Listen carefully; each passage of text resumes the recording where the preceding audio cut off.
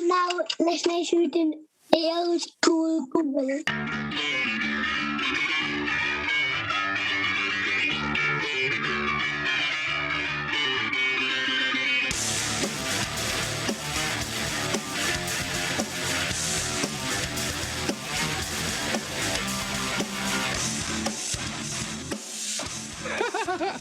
Oh, fuck. Right. Haven't you heard about the tunnels? The Not New out. York tunnels. Right, so Where's this going? we've got a special guest on today, Dave Williams, one of my old pals from work. Special. And just before Dylan hit record, we started talking about the Jewish tunnels. And Dave didn't know anything about it because he lives up in the sticks in North Wales. So I do, yes. And yeah. he doesn't see Jewish or people of colour. I do, just, yeah, not as often. Just on the TV. Good North Welsh programme. Who What wants a to cracking explain- start, isn't it? who wants to explain the Jewish tunnels? So, Review, innit? so a video I knew this leaked space would be online. like this because shit like this was coming. I'm like, what is it? I knew this was coming. It was just a video of a Hasidic Jew emerging from the sewer. And that just floated around the internet for a day, just like, okay, interesting. Yeah. And then the police in New York raided a mosque. Or a mosque, It looked- synagogue. Synagogue, Synagogue. Oh. Right, edit that out. Dave. Right, we're like 2 minutes in. I've gone full Muttley laugh already. This is going to be this is going to be hard. So they found that these Hasidic Jews had been tunneling, trying. I don't know. There's so many reasons for it. Apparently, they were trying to access a mikveh, which is like a magic pussy washing bath where you wash your vagina after you menstruate. If you, Okay. yeah, that's what. And That's very yeah. graphic.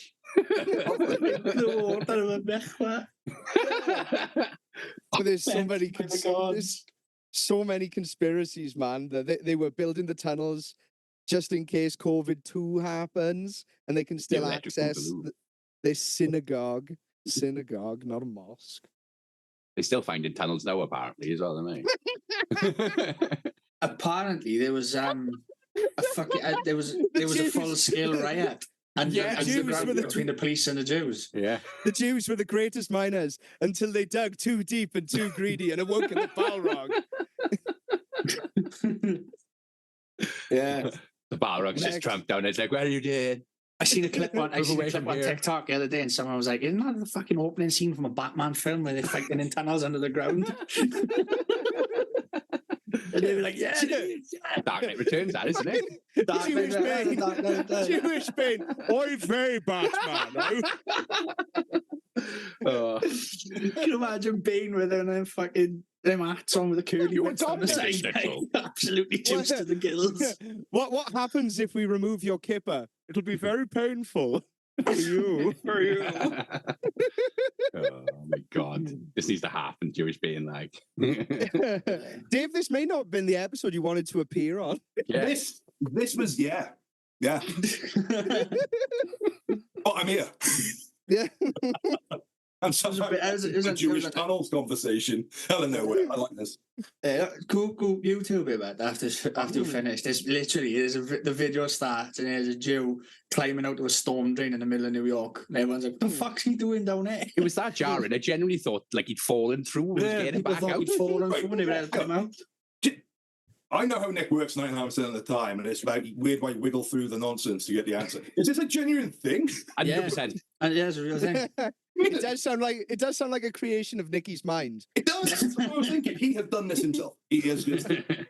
Mason's come out the storm drain. He's gone. That's it. No. It's a real thing. It's a real thing. Right. Right.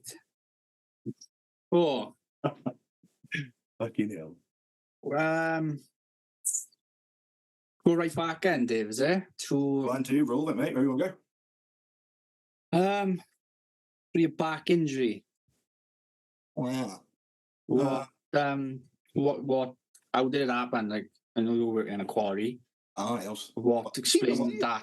How Welsh can you get? I know how Welsh can you get? Whining. And He's digging tunnels. You know what I He's mean? digging tunnels for the was waiting for this link, boys, right? This is what I thought Nicky's doing, right? He was digging tunnels for the Jews and his back went. Jewish Bane broke his back. We What found will break- Jewish Bane. We What found will Jewish break Bane. first, Dave? Your body or your spirit? Fucking hell.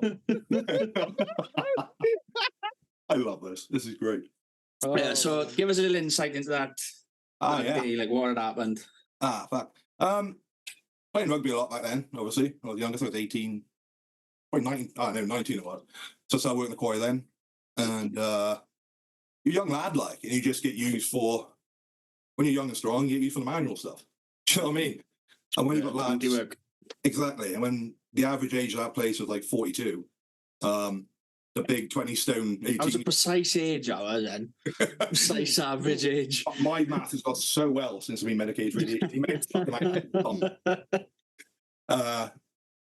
But nah, so they just use like shoveling, carrying, lifting heavy shit, man. I had to hold like, I dread a thing of heavy, like giant screen arms, like fucking solid steel bars, like 6 or 8 foot, like that on a shoulder press position. So you bolt them in.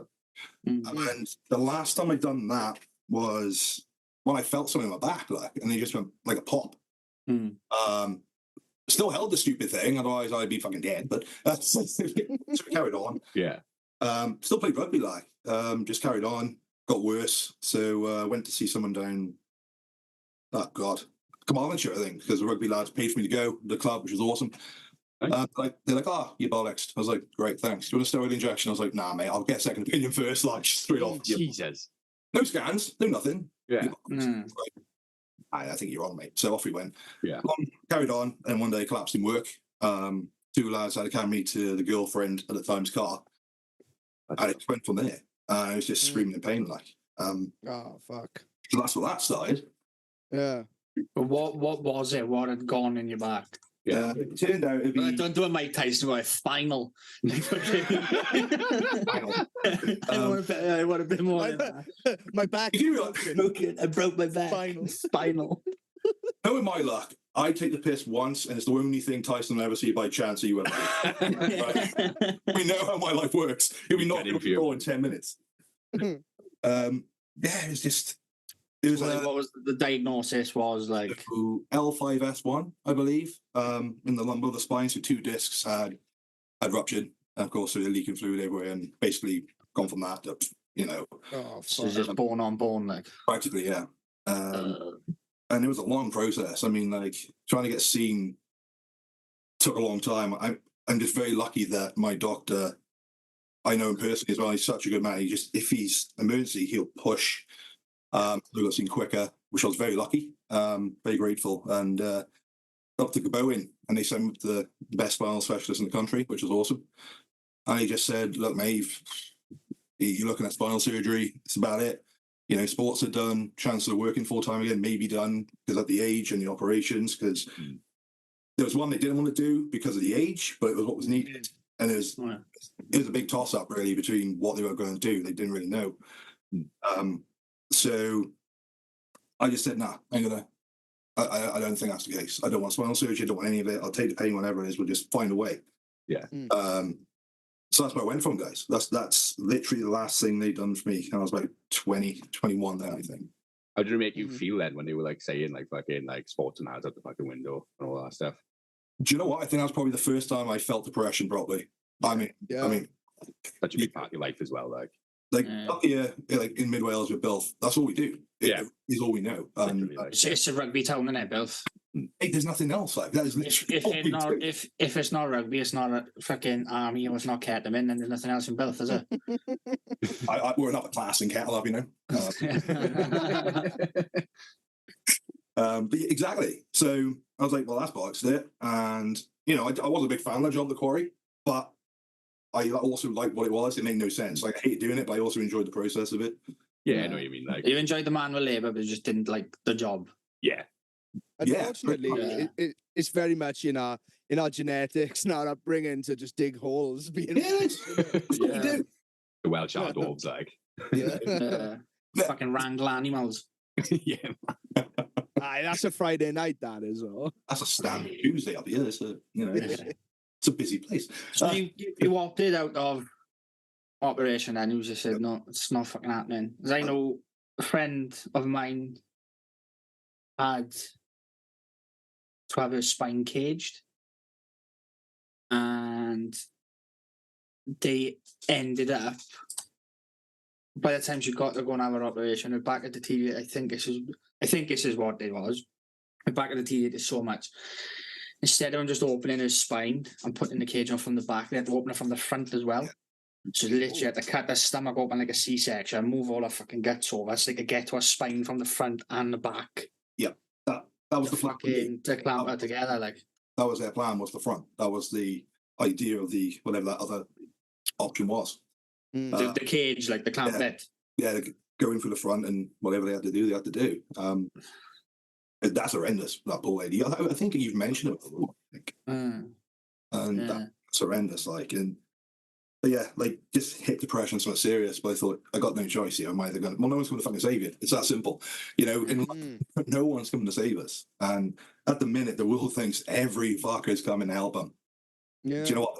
You're not. There's so many stories out there as well, like, of people who have just gone against what the doctors have said. I'm going to do my own thing. And I've gone on to be, like, the best at something, you know, like, yeah, exactly.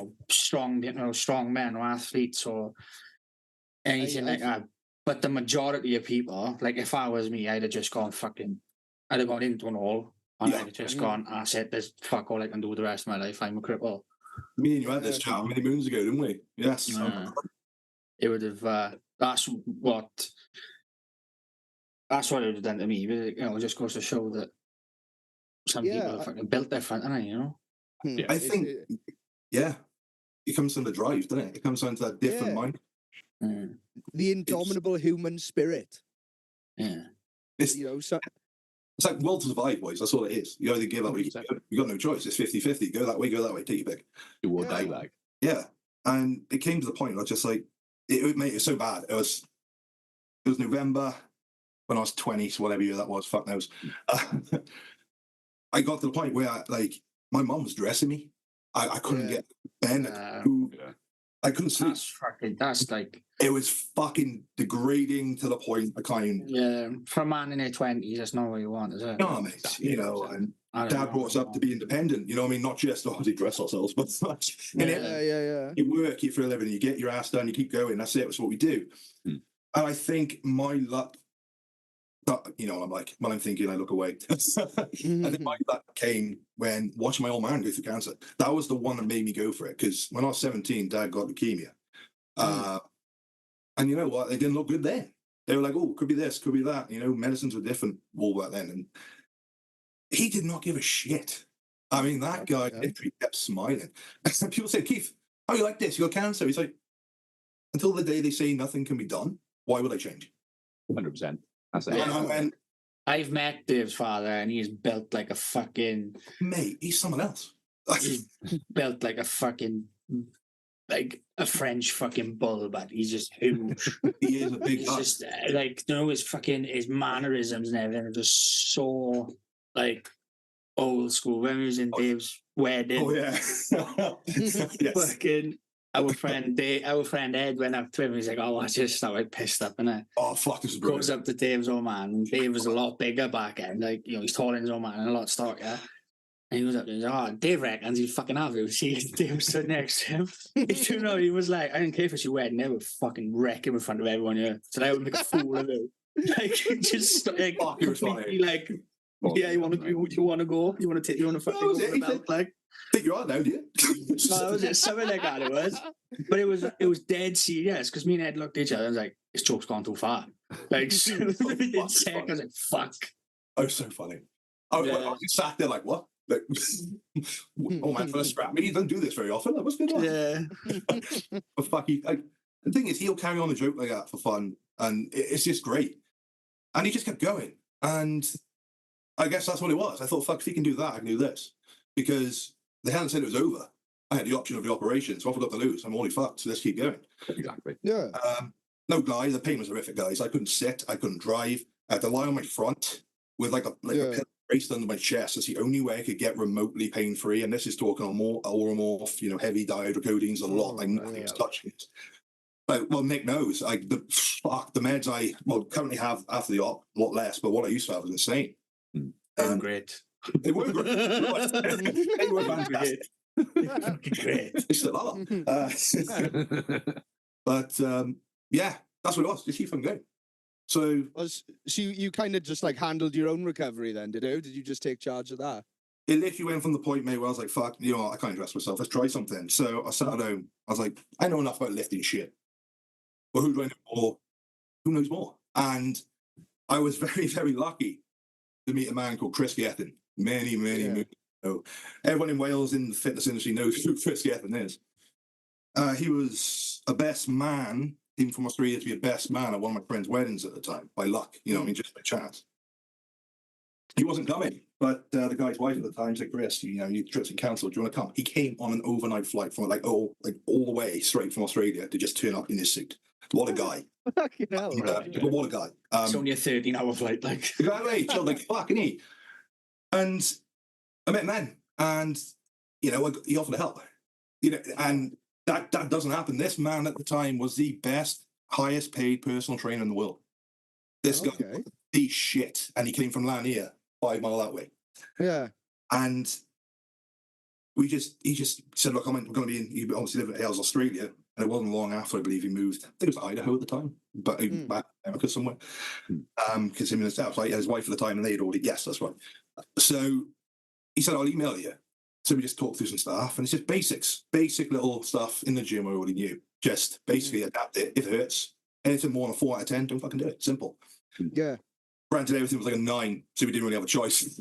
So, you know, 4 didn't exist. 12, like. Oh, mate, I'm already on 67, whatever. It's going. So I just horsed it. Just absolutely horsed it. I had a little gym in Radio at the time. And over time, yes, first thing I started with just simple things. Walk to the fridge, walk in the lane, walk here. And once I had that, that's when the gym came in. And just little things, mate. Little things that could remove the pain. I found it was a 20-minute walk, regardless of how tight, how anything, uphill, has to be done. I'd done that in fucking rain, piss and snow, you name it, it was done. And over the time, I dropped fucking 4.5 stone over the course of 12 months.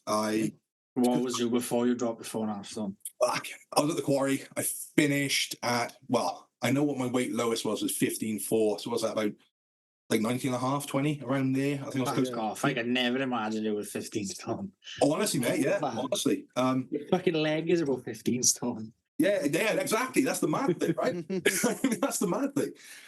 And I thought, it comes off the front, there's less stress on the back. It's got to come off. Yeah. But mate, the meals were miserable. But Chris gave me proper, I had no fucking choice. I was it, I'm all in. I was eating like oat and egg white pancakes with fucking tuna in it. And like herbs. Yeah, well, it was shit, mate. You know, I am for the first few months, first 12 weeks, I had nothing, no sauces, no shit. I was like, all right, savage. Oh, we go again. And for those first 6 months, I didn't have a single thing cheat meal wise, nothing. I refused it. Like anything was slowed down. That process was nothing. And we got to 9 months. I went, do you know what, mate? You can fucking have some. It's like, do you know what I mean? You've gone full term at that point, like. If I ever see a fucking plain chicken and brown rice in a plastic tub again, and I've got an extra, like mayonnaise, which is basically piss water, I don't want it. I do not fucking want it. Like, no. So, I was spew looking at it. But we done it. That's what it was. Just keep it. Just, yeah. Gross. It does. I lost 100 pounds, and like you were saying, the pressure off your back is immense, isn't it? Mental. Your hips, your back. Because I was getting so fat, like I would lean back when I'd walk, you know, just to balance the front of me out. I'll have to send you photos of Dylan or what he was like, what you see him as now and what he was like when I first met him. You told me about Dylan, like, losing all that weight. I want to see it then. So, 100%. Like, that's class. It's a fucking different person. £100 is mental. Like, that's incredible. So you've got to be so proud of that, like. Thanks, man. Yeah. Oh, yeah. Fuck. Like that, I'm asking how. John, Nick, it's going to be longer than your times. How do you do it? What's that, me now? Yeah, you. How do you do it? Oh, I started. Eat less, move more. Yeah, pretty much. It's all about educating yourself about what to eat, innit? It's about knowing, and knowing how much you're eating. But I did keto for 2 years, so really low carb. And like you said, when you get into it and you really click into it, you don't cheat for like, you don't want to, you know? It's a rhythm. You've Yeah. like they say, like sugar grows a fungus inside us, and once it's gone, you Yes. don't have to crave it. So you just blitz that The out. keto knocked the fucking lot of weight off your rapid, innit? Yes. Well, it's because Like- I was fucking, like, you're 90% addicted to carb, like. sugar. That's the You're thing. addicted to See, like, I'm on keto now. I will not come off it because mentally, I am a million times better. It was when we had a party before in fucking the old Hotel Abyss. And I texted him like in the afternoon. I was like, "How are you feeling?" I was like, "I just want to go down to Iceland and get a loaf of bread and a camembert." Just fucking dip the bread in the can. This is where Dylan was about fucking 20 on stone. Like, I was like, Carbs. I was like, "Oh, this fat man logic at it," but like, That sounds Oh, amazing. that's though. impressive. Not once have I gone, fuck. just a it. whole Yeah, camembert and some fucking Camembert tiny on the bread. loaf. Like, It's a powerful But move, though, you know? It's it's committed. right, though. Like, That's that's a incredible. Though. that's a cheap week in one day. That is. I was going to say, I haven't seen the pictures, but Dylan's literally gone from Elvis at the end. Do you know what I mean? With He's Benjamin Button Elvis. Benjamin Button Elvis. Well, yeah. Bizarro Elvis, like. Bizarro. So you moved on to more training after that, did you? Yeah, I just kept going. I thought, what else could I do? And over time, I thought, what could I do? So I'm going to play a little bit. Oh, well, I went back to a little bit of rugby again because my spine was great. I was the fittest and strongest I've ever been. Different, not being a prop. I've never played anywhere else. I had no clue what I was doing. Didn't understand the game at all. It was quite weird. I had to run. That was the whole thing. But it was fun. You just enjoyed doing that. And then, do you know what? I didn't even know what happened then. Oh, that's right. I was with you, wasn't I, Nick, in Bane? And the right side, as I started, the right side then of my spine just popped. Overcompensation. Yeah. Yeah. It was, he was looking like he'd had fucking one leg longer than the other. That's me. I'm permanently like that now. Like his fucking tracking was out. Like fucking, it was like he was leaning into the It was side. though, And wasn't it? literally, like, no, you see them people with the fucking. Like he was born in compartment. No, he looked like he needed a fucking like body compound. A wedge, like. One foot on No, the like, table, one like foot he on the needed road, orthopedic shoes. Fuck yeah. Like he needed a fucking inch on the other foot. Like it was fucking, it was hard to watch as well because like our job was physically demanding. It was a lot of things fucking rolling around on the floor. Like, mate, like, do you know what? Let's be honest. What we used to do in that sense, you saw the pain every damn time I had to do something with all those kids. Like, but there was no way we were letting them down. Like, but again, that was my old man's mentality. You just keep going. No one's coming to save you. You keep going. So we did. And that was it. And then that side went, so we're back to square one again. So, what was that? That wasn't the fucking the old injury, was it? That was something. no, it was the opposite side. It had overcompensated so long from how much pressure it had been under over the years. Well, it got better. It given in. That's right. And what was it? It was something so random. I'm not even being stupid at it. It was something so simple. Like, I ain't gonna joke. I think I've been wiping my ass. Honestly, it was something. It was like the wiping my ass or putting my seatbelt on. That was it. That was the end of. Like, it was mad. I think So remember Pop having, was like, feeding his fucking- parrot as well, didn't he? He bent over to feed his parrot, and his bark just popped out. And he was fucked. Like proper. Who did? Like, Path named Bark Creek. He just feeding his parrot, and it just fucking completely Mad. obliterated his back. He just bent down like an awkward way, and it just popped out like fucking mental, genuine. It's mad. Yeah, I remember having I don't know if it was like a ball or fucking something rolled up and you used to wedge it like in a lifting strap, pushing against your back. Was that right? Am I right with that? Or was that someone else? I don't know. I don't Put know. pressure, to put pressure on it, like Oh Christ, yeah, because it had gone so lopsided. My hip had impinged, didn't it? So No, when that's it, you had yeah. disc issues, the hip had rotated. And it's bad. So I had to we had it wasn't cricket ball or something similar, wasn't it? I can't remember what it was. Yeah. And literally had to have it trying to fit on the top corner of my ass cheek. It's so deep in the try release, whatever it was. yeah. Like you and Ed, these guys kept me going. Like as soon as he finished shifts, they literally gave me an MOT so I can get home. So we had. I had to like fucking take him in the office and give his ass a deep massage and that. He did. Sometimes you just got to do that for the boys, man. They got to do it for the boys. Yeah. But he's got to. But the thing is, like, he is on camera, doesn't do any justice. Like, his fucking hips and his ass are so big and so dense. It was like trying to massage a fucking concrete block.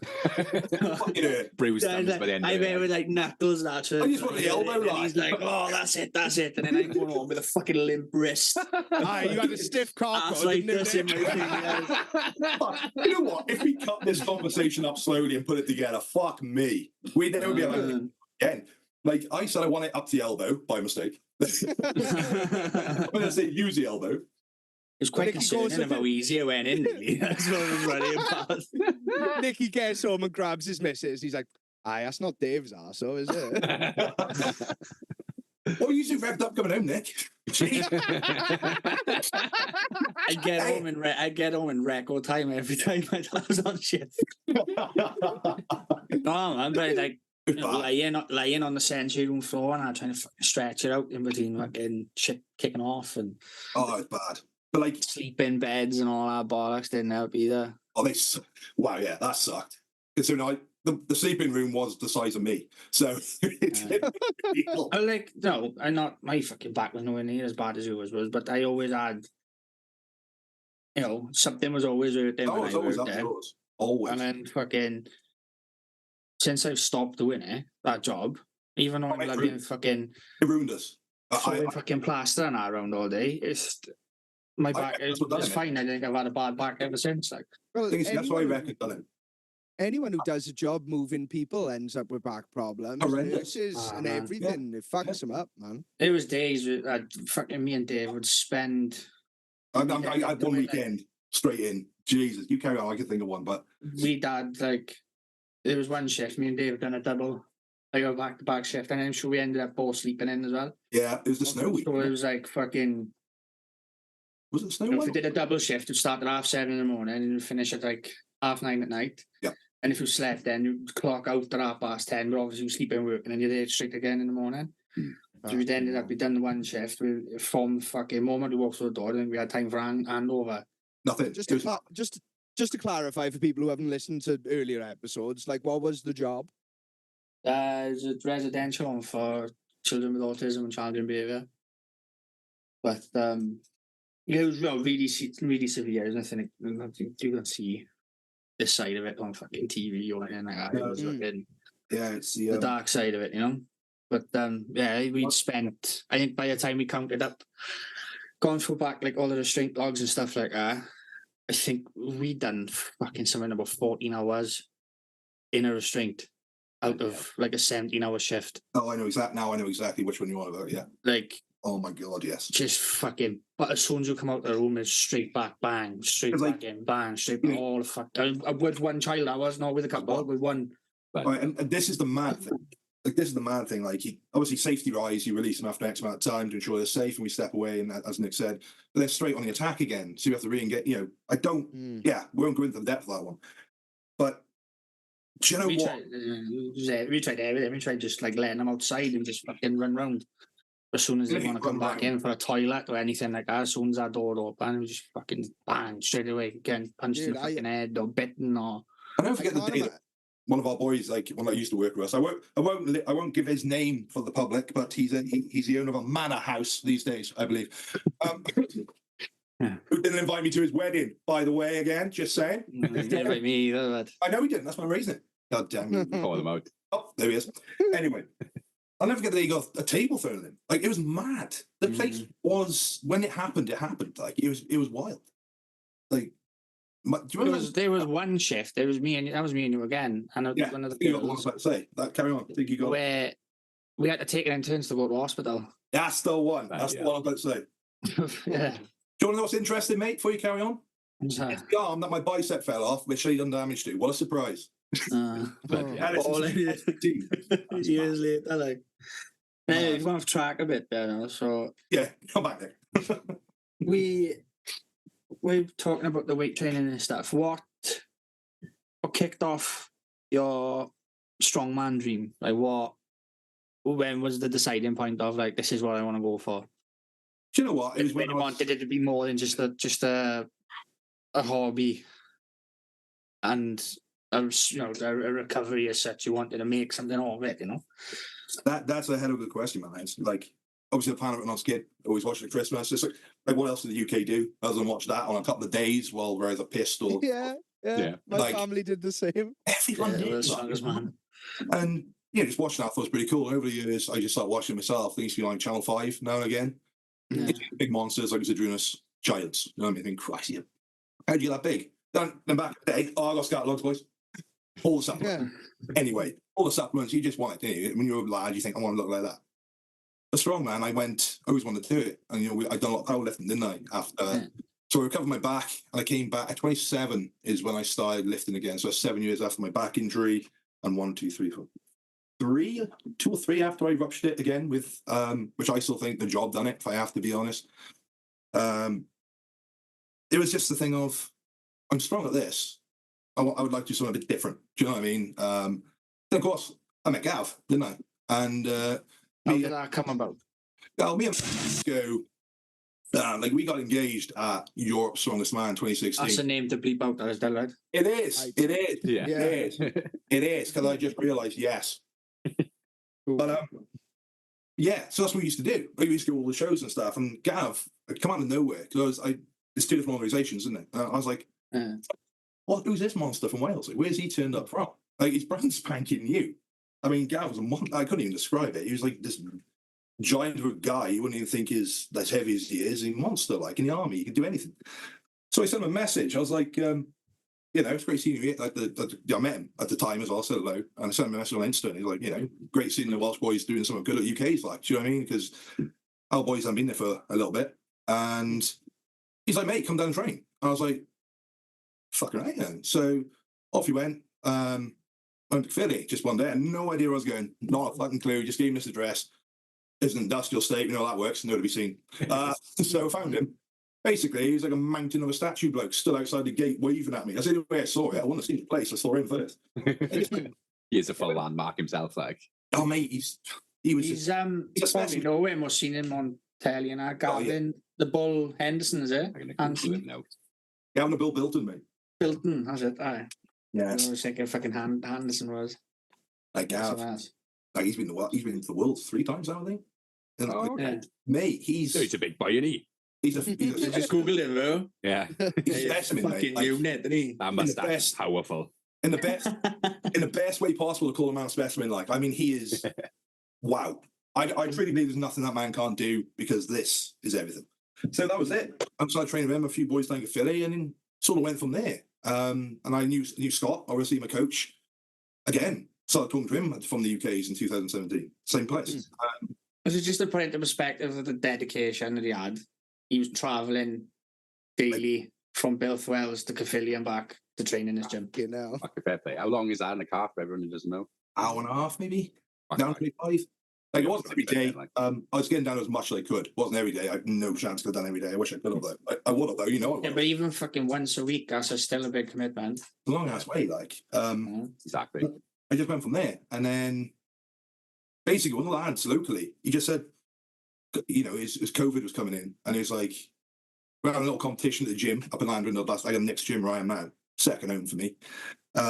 And Tom, you won't mind me saying it. Tom just said, mate, come have a go. So I thought, all right, I'll train a bit. Tom's done a bit of strongman. Never actually done real strongman. I've done a bit of log and stuff with Gav and, what have you. With a few others as well.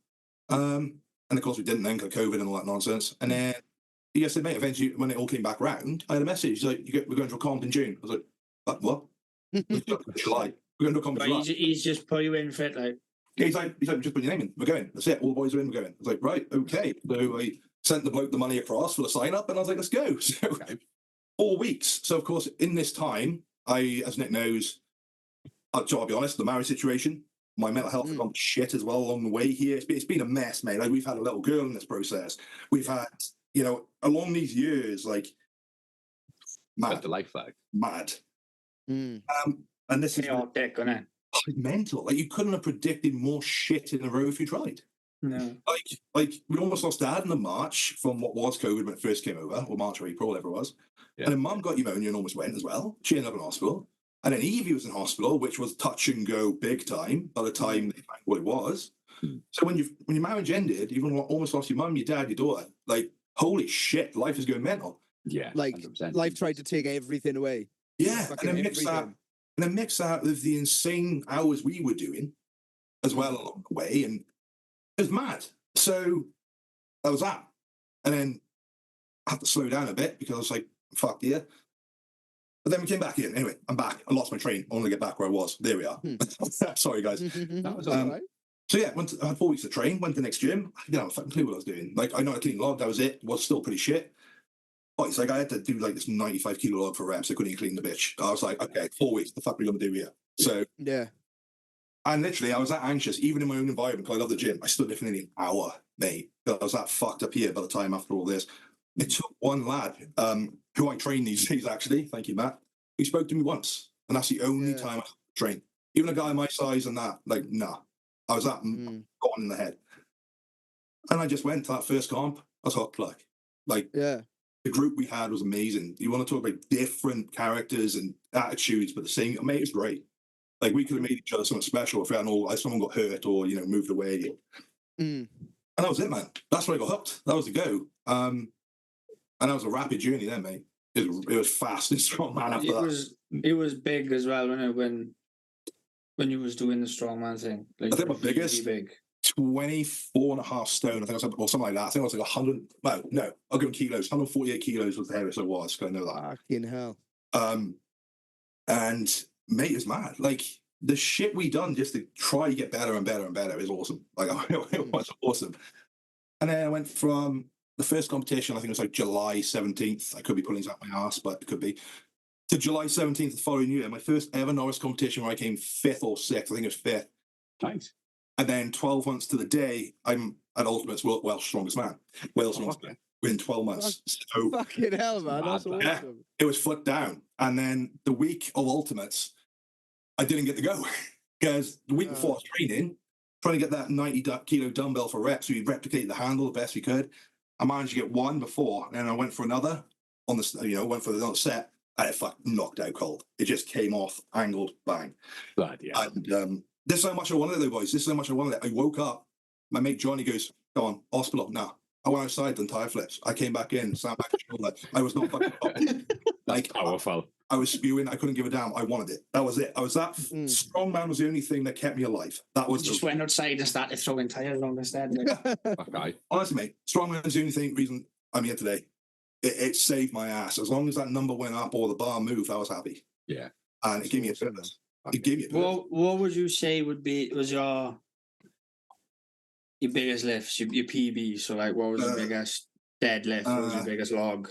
Competition was different, but gym-wise, so competition-wise, I think I had a 320 in the Welsh, and that was with the 4th up discs that we just had repaired last year. So what was that, in a deadlift? Yeah, that was a deadlift in the Welsh, but in the gym I've had 340. Then that was, what? In what? So, deadlift. What, so 340 what, kilo? Yeah. Fuck off. Yeah. That's fucking mental. The mad thing is, Smart car, like. mate, that 340, There's a video of him on his Instagram fucking deadlifting a carpet. Mate, honestly, like, pick Pete up. No, that's literally twice Pete's weight. That'll be. Like, don't get me wrong, I'm nowhere near the strongest in this game. This boy's a million times better than me. I was getting there slowly. Man. He was trying to get for the was it the Welsh or the British record in the deadlift? Second half for a bit. I had it in my head when I was younger, mate. But once Gav turned up, he could fucking. You've seen where you had to compete with him. Mate, no, mate. When I said that to you, mate, the numbers were like, I think my personal best now, like 340 is bigger than what it was then. And that's, I'm sure I find that's pretty cool. But then Gav's obliterated, mate. I think the Welsh record is like 425 now. Like, fucking mad. Gav is the man. That's fucking mad. Yeah, mad. And fucking mad. But yeah, 340. That deadlift was done 2 days after the Welsh.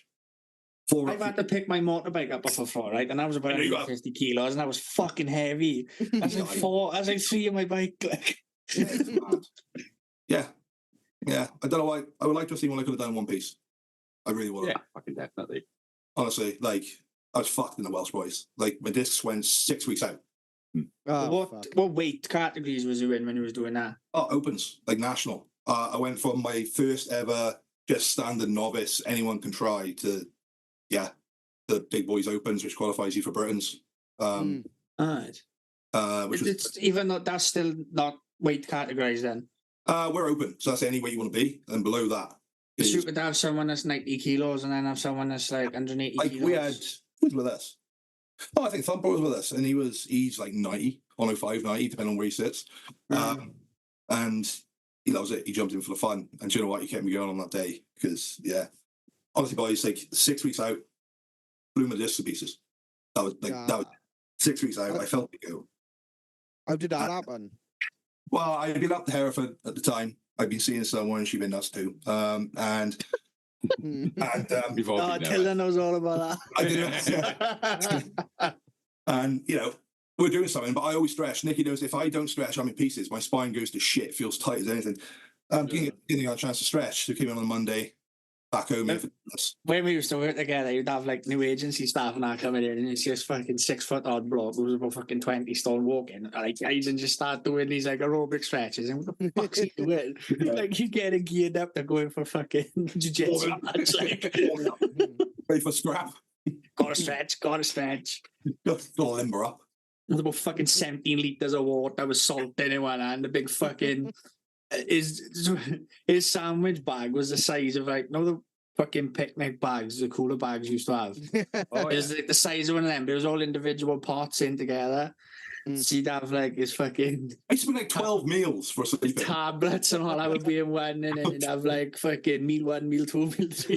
Fuck yeah. Mad. Protein powders and fucking, it would just be full. His bag would weigh about fucking 10 kilos on his own. Mad, mate. It was, yeah.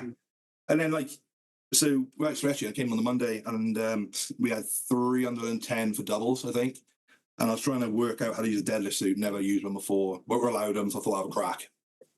It's a deadlift suit. So the suit basically, it's like a compression suit, isn't it? It's like it keeps the body as tight as possible. okay. It's like a full suit. Really, and everything else keeps your form as solid as you can. Yeah. It's I tell you what it looks like. It's quite funny. Do you know fucking Gladiators, the TV show? Oh, like a spandex, is it? Yeah, it's like so it's like a vest. It's like a vest and shorts, fucking pads from Adam's Family. Nicky's there massaging him in one, and he's like,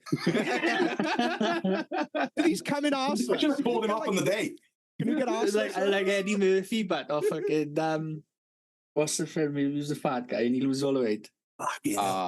What's it called now? Oh, what is it? Nutty Professor. Nutty Professor. When he walks in the shop, he's like, spandex. Oh, spandex. Nicky's going to a special place right now. He is going to have a minute. I'm just going to let him have his moment, because this could go for 60 minutes or 60 seconds. But Nick, we all know. Nicky comes in a gimp suit, and he's like, it's my compression suit, bud. My compression suit. It's for lifting. One father and gassed out, like. What's a ball gag for, Bat? Oh, it's like a gum shield, but it's not a ball gag. On a crack top. I'll be back to my tongue at it, but don't worry. So after the back and everything going out to pull out the comp, what was it mental health like again after that? Didn't pull out, mate. I didn't pull out the comp. That was the point. That's got me in trouble a couple of times. Mate, this is what you don't realise. This is where it went fucking bad fast. Like 6 weeks out, I felt it go. I just put the deadlift suit slightly too tight. That's all it was. And it was millimeters away from my shin. Bang. And stood up with it, put it down. Looked at my mate John, I went, that's not good. He's like, what is it? I said, carry on. Anyway, we carried on. So for 6 weeks, he had to load plates because I could not bend that far to get where I need to be. I mean, pain was insane. I was sitting in fucking rivers at 11:30 at night after training just to get cold therapy out of the way. Like, I was doing anything I could. I would you find that help, Ben? The cold water stuff? Oh, mate, it's a game changer. Everybody's doing it now, eh? I swear by it. Honestly. After the gym, like, we haven't got a cold bath or anything, but I have a 2-minute freezing cold shower, and not just for recovery, for the mental health is fucking amazing. Mental is my biggest part now, mate. All day. Yeah, that's because your shower's fucking broke, though. No, dude, it's like I go through periods like, and I just came out of one of really intense periods of anxiety and depression, and I found the only thing that fucking kind of brings you back to feeling human is having a freezing cold shower, and then it releases endorphins for about like 2.5 hours later. So it kind of like it's like a mild electroshock therapy to fucking. It comes down to the vagal nerve, see, mate. Once that's reset, it changes everything. So. Okay. That's what it comes down to. It's vagal nerve stimulation. And that's a game changer. Like you can actually get, I found more benefit, they believe, is back of the neck and around this area as well, and your head. So if you go for a quick shower, target here and here. That's what I do for the mental aspect. And I just try to get that's funny because that's naturally where I target it. Yeah, we do. It's just- And it's the part where we feel it, which is strange because it's anxious. I get tight here myself. Yeah, I feel it in my arms. I do when I get anxious. But go for it. Like anything like cold therapy works. Like swear by it, honestly. I need to use it a lot at the end of this week because I know I've got certain training work, which is going to be hard mentally for me. Do you know what I mean? Like, Yeah. all the stuff. So like after overtime, straight in that cold shower, and I have to. Honestly, mate, 6 weeks, agony, spewing, you name it. Like we went for it. I everything was pain. I just my life went to shit. Like I was fucking up everything that wasn't training, and like you know what I mean. My girl's priority, and that was the gym. There was nothing else in life. It was fucking irrelevant to me. And flew 6 weeks. That was it. Yeah, 6 weeks. Just went for it. And then the week of the Welsh, I got COVID. Oh, it's all that work, and you were doing it bad, and you just got double bad. And fucking could do it anyway. Then I got cleared of COVID 9 o'clock Saturday night. I said to Gavin, come in the next day, and I was there Sunday, ready to go. I was not stopping. I couldn't give a fuck. The pain was mental. Like I couldn't breathe. Really. Yeah. A friend of mine, another Gavin, actually. Gavin Prosser and his wife, massive support to me. Gav's done, come with you. I'll support you on the day. And he's a deadlift specialist. I thought if anyone can make me move a weight, it'll be him. Like, you know, because I had nothing. He knew I was fucked, but he didn't. He knew I had to keep going for myself. I saw my little girl, mate. I done it because I wanted her to see that no matter what shit gets thrown at you, you can do what you want. Hard work. Yeah, and it's persevering, man. And mate, I was in tears in the corner of the fucking gym. Like at some points trying to hide away. The boys from the treatment room done their best, anything they could, and they knew it was fucked. They're just like, nothing we can do. Yeah. He put my right foot on the floor after the first event because that deadlift destroyed everything. And just wasn't stopping. It was nothing. I don't remember the drive home. Like the amount of, I literally took a pack of Sudafed all in just to try breathe. I fucking blanked. I got to the point, that's what it was. I'd done the comp and everything. Like anything I could. I just kept going, you know, and my goal, I know where I could have come if I turned up in one piece. I wasn't top 3 boys, don't get me wrong. I know that for a fact, but I would have given people a fucking hell of a scrap at the top end of the board, not, you know, middle pack. And on the day, I just went, don't come last. That was it. I didn't give a fuck. And it came, I should have seen, like, this is where the question comes down, how useful are codeine, like opioids and shit, because how strong my deadlift was made no sense when it came to my stone strength. So my lumbar was fucked on time. Like, I mean, I know boys who've cleaned over 200 and over 200 kilo atlas stones with a fucking shit deadlift, but I could not move anything with my lower back off the floor. And that day I thought, for me to beat these other two, I have to do it like, I got to load the big ass fucking stone, like, and it broke me. I didn't give a fuck. It was going up. I couldn't give a shit. It was happening. Yeah. I thought, if you end up in a wheelchair, it is. That's where this was at. I didn't give a fuck. Made that mind decision already, like, I think. I'm already in it. I only know the damage. Risk is done. Like, you know, it's you are what you are. And that pack sort of fed. One of the boys had a little oxygen thing. He gave me a blow on, which I'm so grateful for because I couldn't breathe, man. I was going purple at some points. Bloody hell. And I fucked. I should not have been there. There's not no second should I be in there, mate. And the amount of codeine, paracetamol, ibuprofen, I don't remember driving home. That's how bad it was. And it was anything I could take. Anything I could take in any way, shape, or form at that point. Yeah. And once it was done, because I wasn't ready to accept it, because I missed my chance in July by mistake. And then my plan was in my head, because we knew Dad was getting worse. My plan in my head was I wanted him to see me at the Welsh once, to prove a point. Yeah. I get you, Your motivation.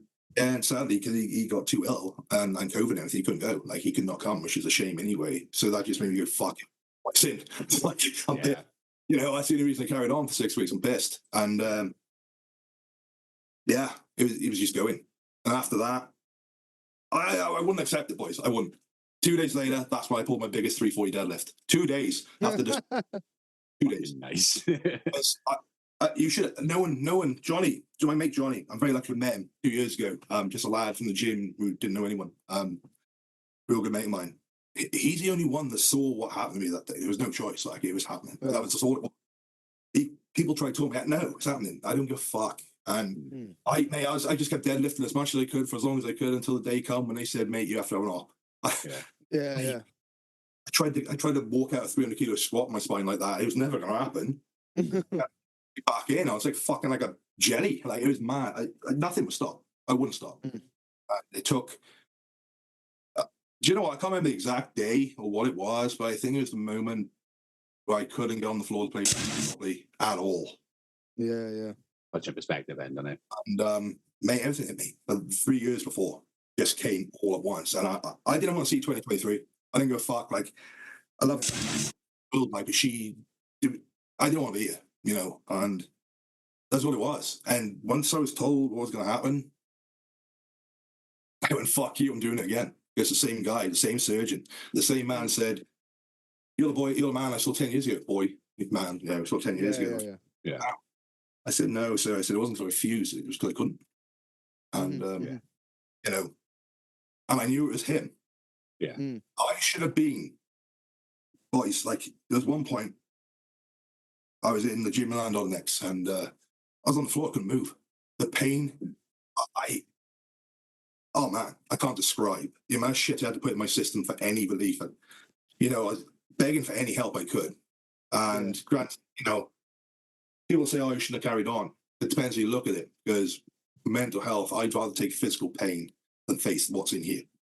Yeah. It was escape at the end of the day, wasn't it? Yeah, I mean, like, honest to God, stick a knife in the arm over me having to focus on that shit. I don't give a shit. I'll just keep going. You know. Something to direct everything towards as well. Yeah, exactly. And that's what it was. But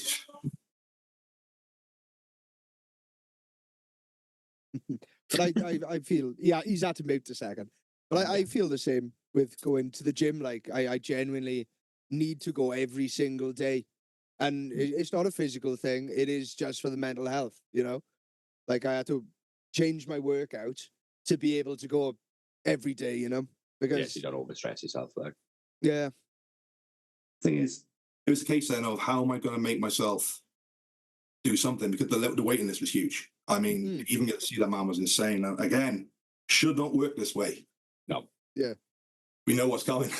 Yep. Yeah. Coming for a while. And it was just like, next thing you know, magically somehow placed up here on the list. And I don't, you know, I was trying to work out private bills. I was trying to work out any way, because I could not make the pain. Like, I couldn't do another day. Like, and out of nowhere, I got the opportunity, so I went to see him. And like I said, he's like, this is the situation. This is going to happen. I thought, right, the op's coming either way, boy. It's either this, like you said, you keep grinding away the discs, you end up in a wheelchair anyway. Yeah. Or you have a crack. And see what happens. Like, so I knew from there, I in that depressive state in the November, December after the Welsh, gained weight serious. I mean, insane. And they had no choice, excruciating pain or not. We had to do the same. That'll be done 10 years ago. Let's go again. And within those couple of months, I dropped probably just short 4 stone, I think, 3 to 4 stone. And like I say, it's all, I learned over the years off a man called Ellis Vine, a great nutritionist, and he's, as far as I'm concerned, the best at what he does. And we finished working together in November, and he was like, you don't need me anymore. And I thought, well, fuck, this is the worst possible time for you to lose the man. It's worse. Yeah. But I went, fuck it. He's done it now because he knows you have to sink or swim. And he knows what I can do. So off we went. And the pain eased so much. I got my blood pressure to such a good level. The level I could have, the heart risk reduced dramatically. Nice. And he was like, the risk is still massive. Like, the risks were insane, boys. Like, the chances of paralysis in certain areas was huge.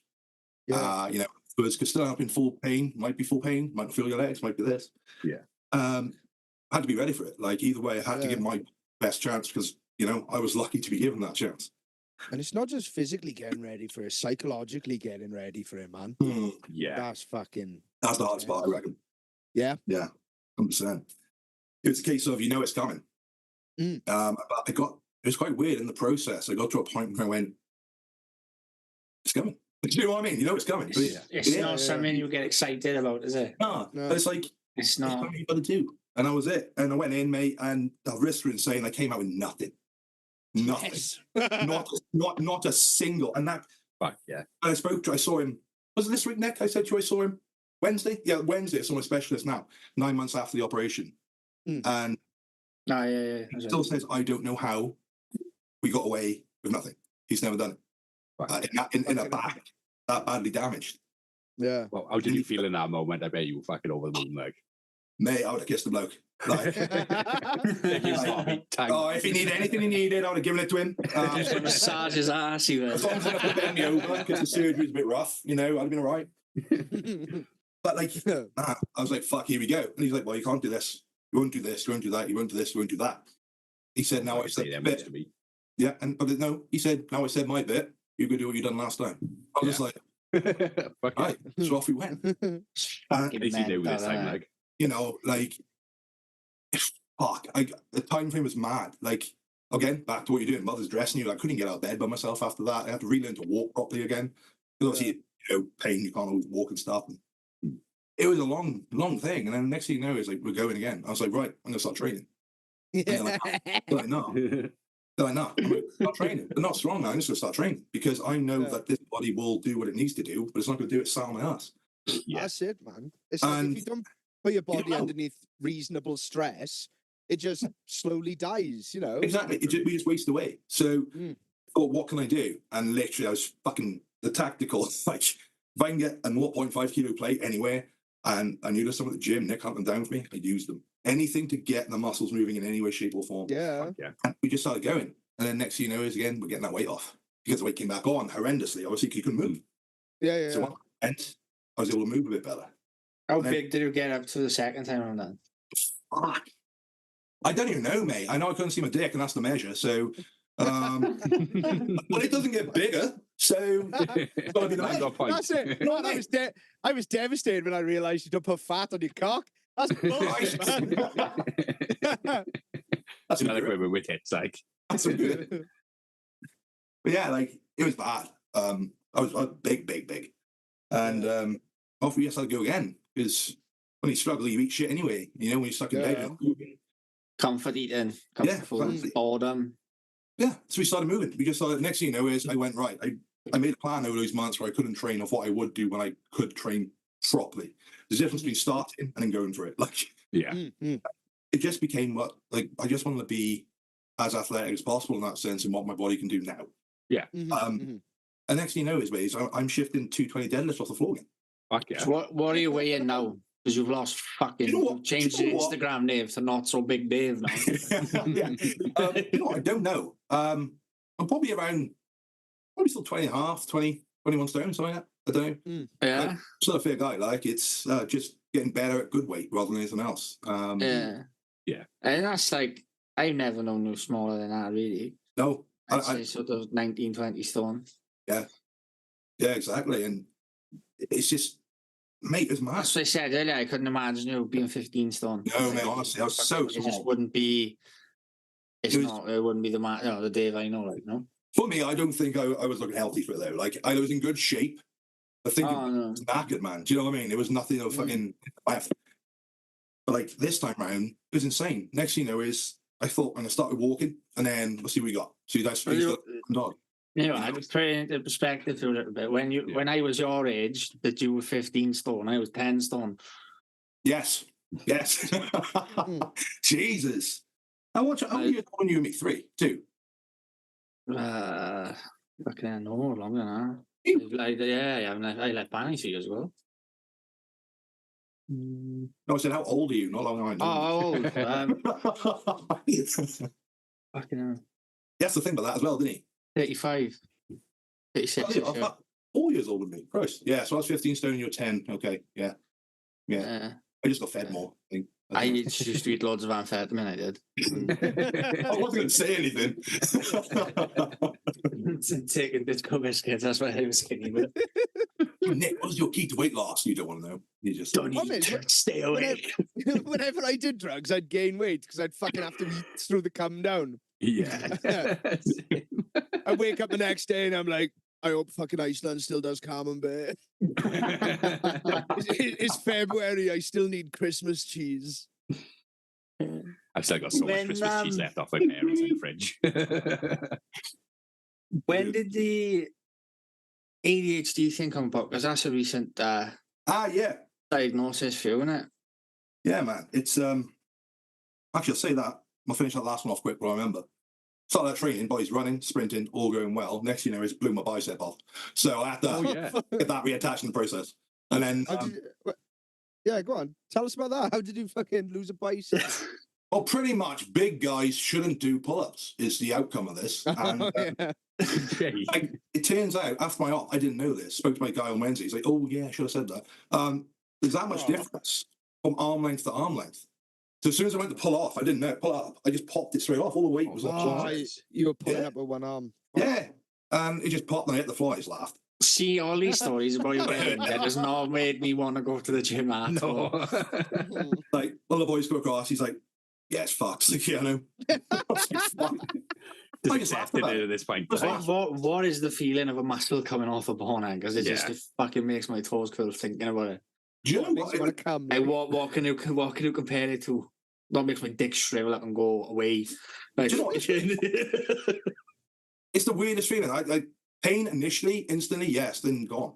Like it's I saw it happen as well. It just sort of became like a balloon here and gone up the arm. It ended up here. From like if you go for a fucking pain rating of like a bruise to a broken bone, where on that scale would it be like? I don't know, compared to the back, it was fucking -7, so I don't really know, mate, to be honest. That's why it didn't bother me. To be fair. It was just another day, and that's why I kept laughing about it. My old man was like, "What are you pro for?" I was like, "I'm not. I just couldn't give a shit." It was the most impressive bruise I've ever seen. Oh, it's class, wasn't it? It was class. Me, man. That's class. Hell of a thing. It was. It was like fucking, I can't remember if it was Jackass or 30 Cent. One of them got it with something. It was, and it's just the whole ass cheek was fucking. I remember back on the conversation of ass cheeks. The whole ass cheeks was just fucking like purple, the deepest shade of purple you could ever see. But it was like when he sent me a photo, I couldn't figure out what part of his body it was. What the fuck is that? I was like, that's his fucking arm. Like his arms are so big. I was like, wow, that's a whole bruised, like the whole top of your arm, like from elbow to shoulder. It was just the deepest shade of purple I've ever seen. And then, like, 4 weeks after that, he's like, "Well, the bloke's like, can't train on this at all. No, not for 6 months. Not doing this for 12 months. 4 weeks, fuck that shit. I want this thing moving. It's a muscle. It's going to freeze. What's the point? The guy's an idiot." I was like, I say he's an idiot. Clearly not. He's a fucking genius at what he does. But when you look at it, all he's doing is fucking bolting it back on. You know, I see Nicky do his thumb with a drill. So, you know, Nick could have done it. So I said, fuck that. He got the tools. You know, yes. Just haven't got the knowledge. So what I've done here is I've accidentally attached your bicep to your neck. Every time you nod, like you imagine your arm. Walking around doing fucking Nelly the Elephant impressions all that. Yeah, I was saying, like, then we just carried on. 4 weeks later, just got it moving because, like, the guy who owns the gym with us now, Nick, he'd blown his bicep before. Tom had done it. We were like, "All right, boys, what do we do?" I just went, "What's the happy medium?" And you know, went from not even be able to curl half a kilo plate to we're flying again now, like nothing. And what is it they do then? They just it heals itself naturally, does it? Or? They hook it, they pull it back down, and then they call it like a triple reattachment. So they put it through the bone, they drill it, cap it, and then something else. Can't remember the last one. And they say, "I'll leave it." The worst of pain of it all was my fucking wrist. They gave me a sling 3 sizes too small, and my wrist was like that. And mate, that took the longest. That took like 2 months to repair. Where the bicep was fine. It was mad. But yeah, and then here we are with the ADHD shit as well in the mix, which is great. Back to that one next. Sorry. Basically, we know you know me long enough to know I know I'm not right. The story here clearly tells the outcome. There's no one right in this conversation. No, I know it. There's no one right. There's no one right that listens to this fucking podcast. No, that's the thing. It's a lovely community we got here of broken people. Just the community of mind fucks is all we are. I like that. But yeah, like, I knew it was something. I've always thought it was something. And let's be honest, depression, up, down, up, down. I was like, I'm starting to see a pattern of this shit. And we've worked with kids with autism and ADHD, and you know, we have. I was like, something right. And they're chucking me these meds, and all of a sudden, those meds are making you aggressive. I was like, what, after 3 years? What's changed? Next meds, I'm fine. Oh, then you're getting aggressive. I'm like, mate, we're on our meds, you know, for aggressive. I mean, come on. I know I'm a dick on times, but I'm generally a nice guy. We carried on. I was just like, fuck it. So one, they get seen for ADHD, but no, there's no warranted reason.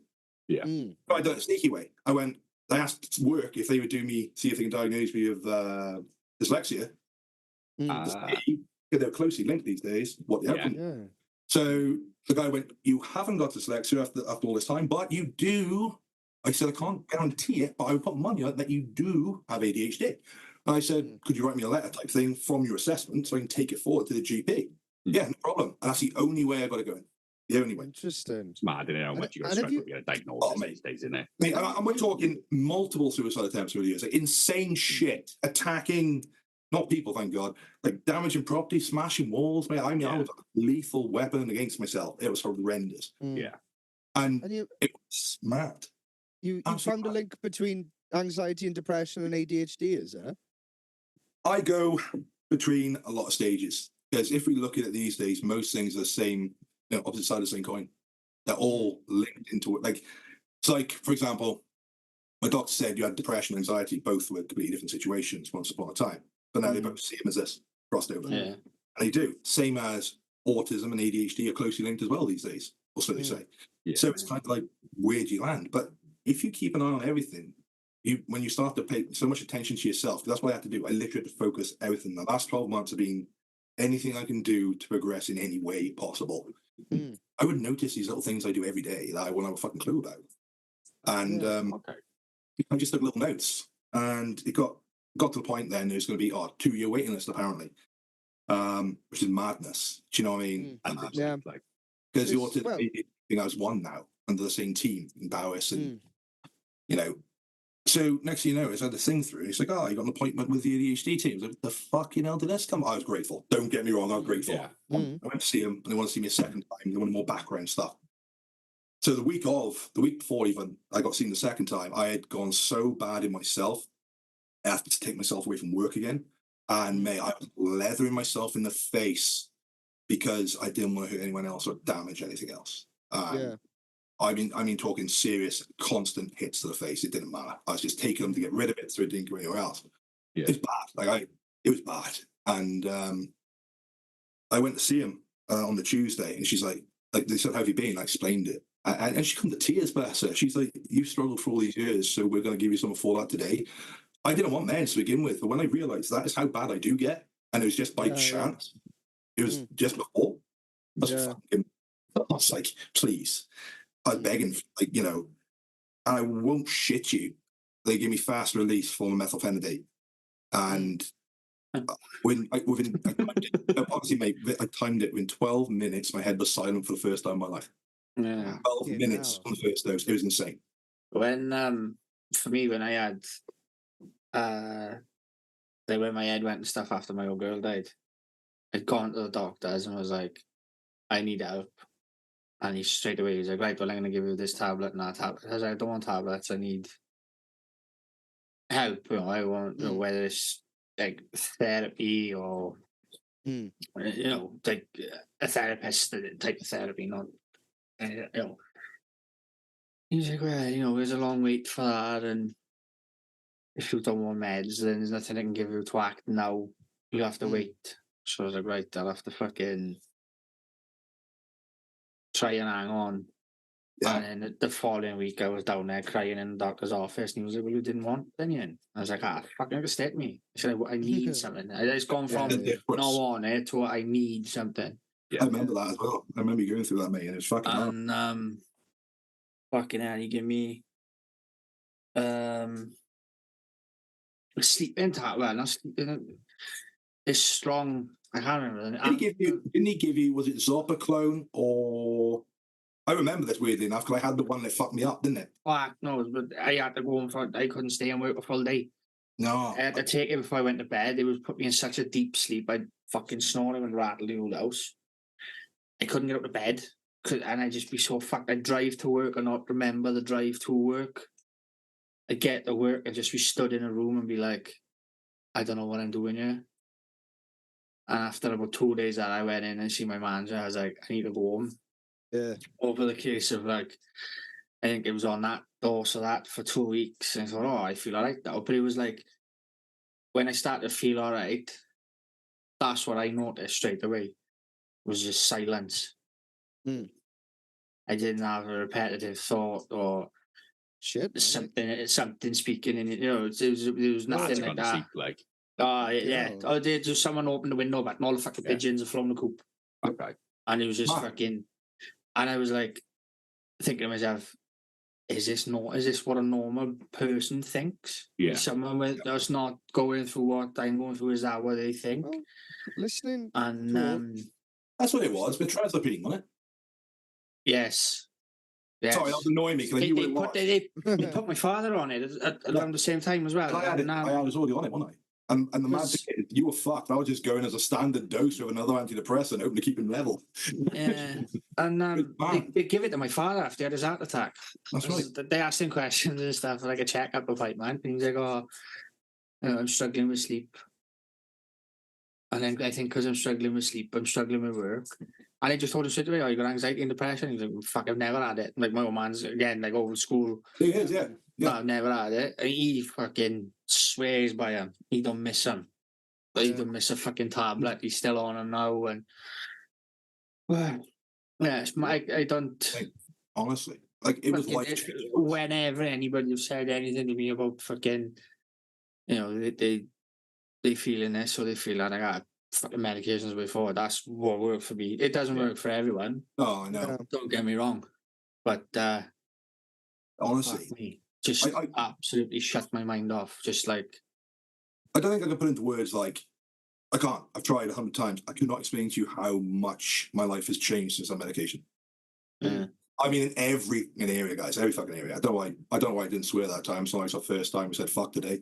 Honestly, mad. Like work, home, social, gym, yeah, anything. I'm on the best level I've ever been. Like I found myself doing stuff that I hadn't done for years. Like, Yeah. I just went in the kitchen one day, made Sean a cup of tea and gave her a cup of tea. And I fucking hate making tea. I don't make tea. I drink tea. If someone makes me a cup of tea, I'll drink You'll definitely drink it. Yeah. He won't make you one. But I won't go and make. I just don't like the old process of boiling a kettle and making a cup of tea. Just fucking. He made me a coffee one day, and I was like, "What the fuck is this?" But just like the goodness of my own heart, I just give her a cup of tea and she just looked at me and she went, fucking hell.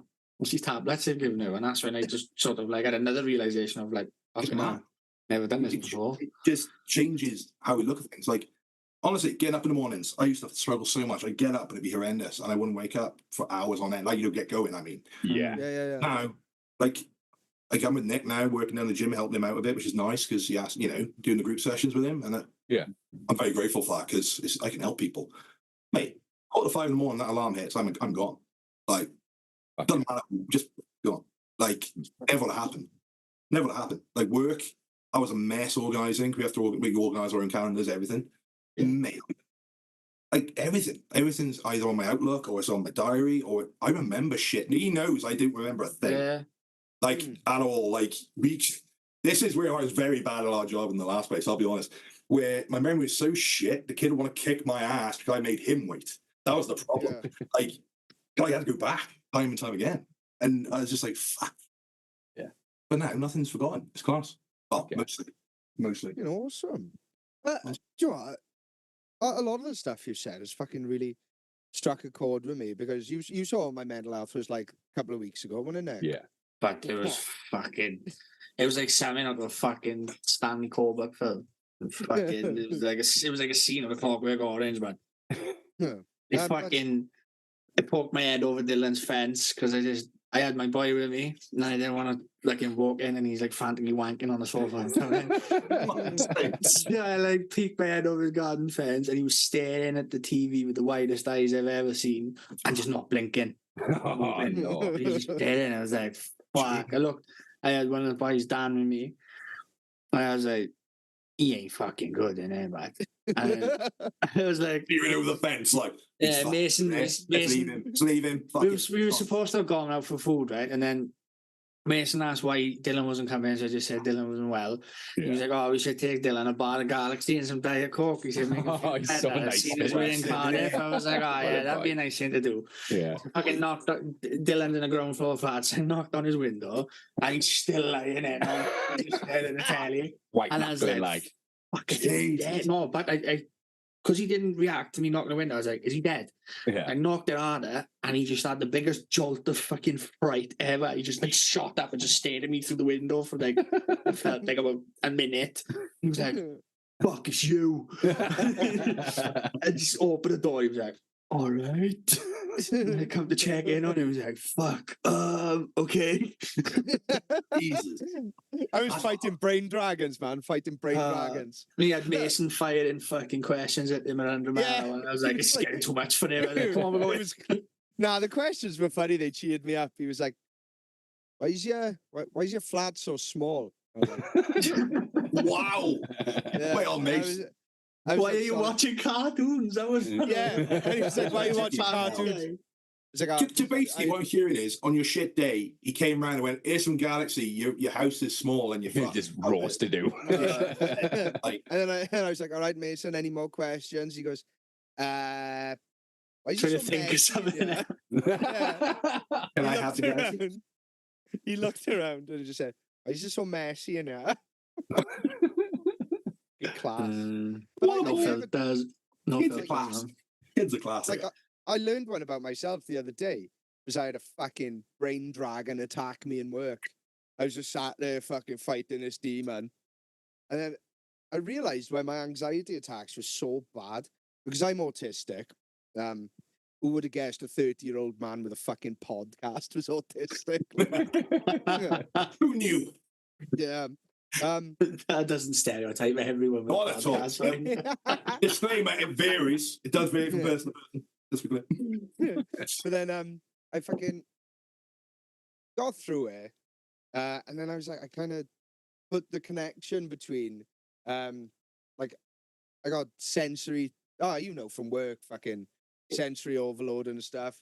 And when the anxiety kicks off, the attack, like that becomes so huge. Like it feels like I'm in a black hole. And that's the first time I ever like put together the autism and the mental health stuff. So a lot of the stuff you've said has really given me a different perspective about it. I always thought that they were two very unrelated things. And they always thought it was, but now they Yeah. realize it. Well, like we always do when we learn shit. Oh, we're wrong this time. Surprise. When it weren't that long ago, where if you was autistic or fucking schizophrenic or had a mental health episode like you had, you'd all be locked in the same fucking building. Yeah, Yeah. altogether. Mad, isn't it? Altogether. Yeah. It's mad to think they closed the last one. Was it within like the last 20 odd years or something stupid like that? Actually, in 2020. It's something fucking mad. We But it's did like- it's not far at all. Yeah, we did Like, it's fucking madness. training in it. It was like, Yeah. it just did have. That's why they were called the fucking loony bins or the nut houses. It was just like they had everyone in there. Then you've got things in with like people with autism. If you put a person living with autism in with a person who's schizophrenic, they will mirror Yeah. the schizophrenic's behaviour. Yeah. Oh yeah. Kind So of I like- guess it makes them worse. Yeah, It- you it- can get like it- catch yeah. schizophrenia or something, can't you? Or like fucking present symptoms after being around someone with schizophrenia for too long, I think, can't you? Like they fucking released last time not too long ago, I think. Fucking weird. I was going to say, I don't know if you. I think I get what you're trying to say. I don't. Yeah, I think that's more mirroring symptoms. mirroring traits, I'd say, yeah. Yeah. yeah. I get what you're trying to say, but I don't think it's what you're saying is right. No, Makes that's fair. I'm not going to catch you with touching the door handle. Like, it's not one of those situations. sense. Ah, boys. Here in the same toilet seat, like. Yeah, I didn't wear my mask. I've got schizophrenia. Damn it. Yeah, no, it all comes hand in hand. It does. Yeah. Honestly, It- like, mad. I do need Yes. to seek further diagnosis about ADHD and maybe Definitely. Yeah. If you want, I'll shoot you the number for the mental health team for ADHD and Powers after. If I know you're outside of Powers, it'll still help. Yeah, Really. cool. Well, yeah, I guess they'll just direct me to. I need to sign up with a GP in Cardiff. I've lived here for years. You There's want to no keep time saying GP. bad shit to people in work until HR get involved, and then they might put forward. Ah, but I've said some. But Honestly, mate, like, the ADHD thing now, like 100 attempts, And then like, I was like in the end, I said to my doctor, like, you do remember I had meningitis, right? As a kid. He was like, Oh yeah. you did? I went, yeah. And what's the biggest outcome for young people who have that if it goes wrong? ADHD, because brain damage. Yeah. Yeah. My Okay, old I know man, that. and this is what made me push even more, is like last year sometime, my old man randomly said, oh yeah, I remember that. He said, my son never came out of hospital. We just brought this animal home. I was like, where was that information 20 years ago? Yeah. Like, where was that? So that was my Yeah. final push to get the win. You know, Lots of people that said that. There was a kid that we used to look after, what and it was. his mother swore it was Oh yeah, I know it is. the fucking measles jab. That's right. That's right. The jabs called autism thing, is it? Yeah. But she fucking swore He by it. She swore said by it. Like, we couldn't persuade otherwise. he was in mainstream school, could speak. You know, he was at where he needed to be. Yeah. Say like I think it would say 3. Mm. Had the jab, and over the 6 months, he just went fucking bump. He went into when he became non-verbal, incontinent. He went. Just full auto, full auto. Yeah. It was wild. I joined the team just as that young man was leaving or had left, and that's how I know who you're talking about. Yeah. When I look back at the stuff, like, obviously we documented stuff, it was mad, guys. Like, if I hadn't, I want to believe that. Like, it was so rapid. We could do a fucking whole episode on theories and conspiracy theories and fucking information and stuff. Oh, yeah. Like, yeah. over there is like working So in much it. going Like on. fucking like caveman theory is one of them. Yeah. And then like one of my old key kids was exactly like a I knew fucking that was coming. I knew caveman that was would have coming. been. What? No, Wow, no, like foraging and like incredible. I'm sorry, incredible. no, just like the foraging for food and everything like that. Like he was primal. It was like his was brain primal. hadn't come past primal, like he hadn't evolved. That's the interesting part, though. We say that, but there's other parts we use. So he dicked us over so many times by using it. Like this, like he was. This is why I say I'll never see another lad like that. He was incredible, and I can't use a word better than that. I don't think what he do is unimaginable to us as people. If we haven't attempted it, like his behavior cycles and everything were mental. Like, oh man, I'd worked with him for he went 5 years. Ages.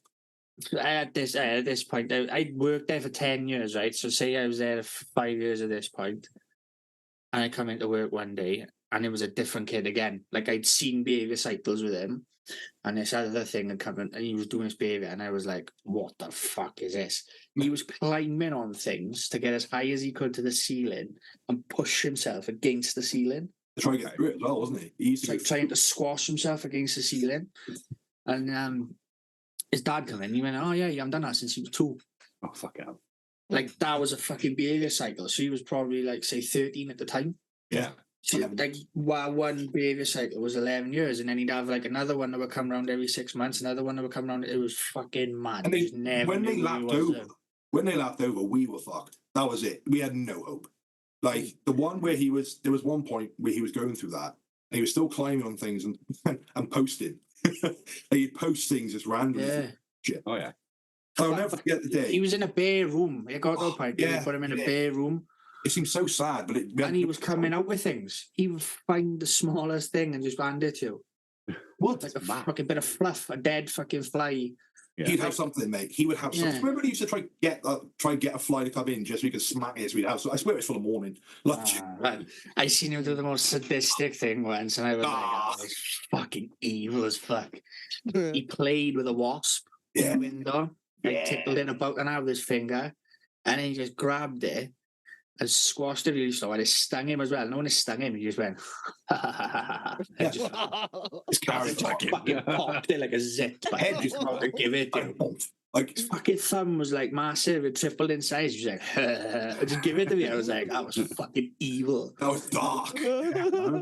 Like watch a tarantula play with his food before he devoured it. Like it was fucking.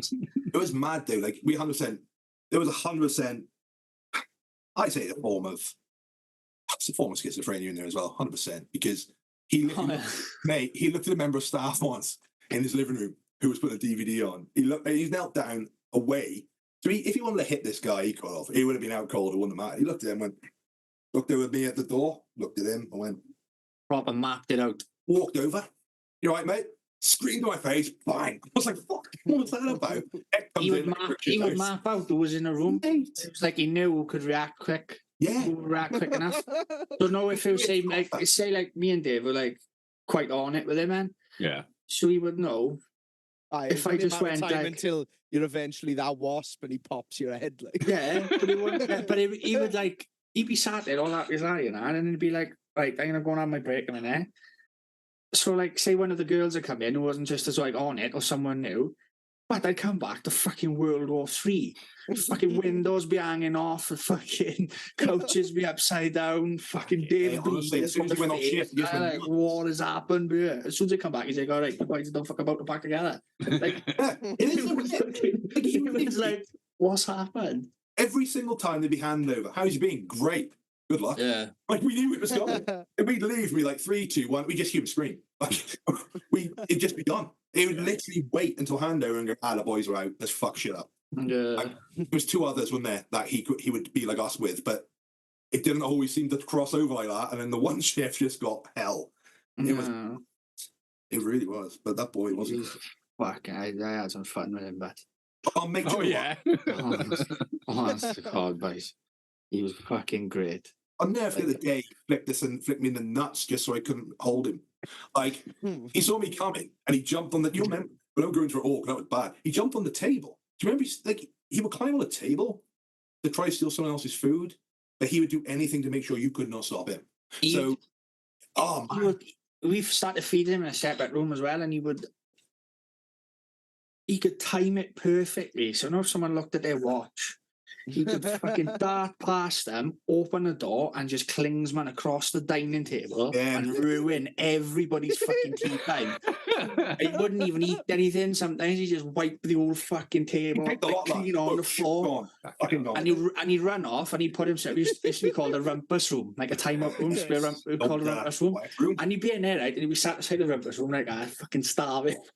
Like, little bastard, I'm starving. I would have my food now. So he'd have, like, say, 10 minutes time out. By the time I got the 8th minute, man, you'd see his foot come up like that. He used to use his feet like fucking hands, but like a monkey. Yeah.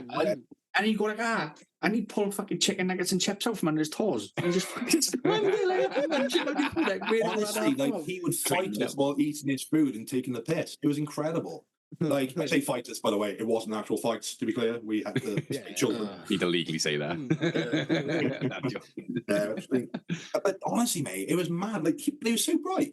Like he literally jumped over a table once when me and Nick tried to stop him. He kicked the table so it hit Nick in the guts, so he couldn't keep going. Flicked him in the bollocks, jumped back up on the table. Fucking smacked the window to me, and it's all heavy furniture, Reinforced heavy. It's stuff they have in prisons and stuff. prisons and that. Basically, Settings take 4 people to lift.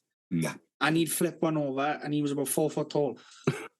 He was. It was like there was nothing. It was just He was built like Mowgli from the Jungle Book. I knew that was coming. He was a spitting image, like. Fucking hell. My dad was working somewhere. He's a carpenter, and he had to fit so.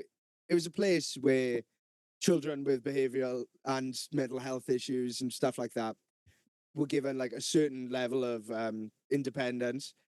So they had to fit out these rooms so they couldn't take them apart. Like, so, Yeah, they take them apart. They take him apart, mate. They take him apart.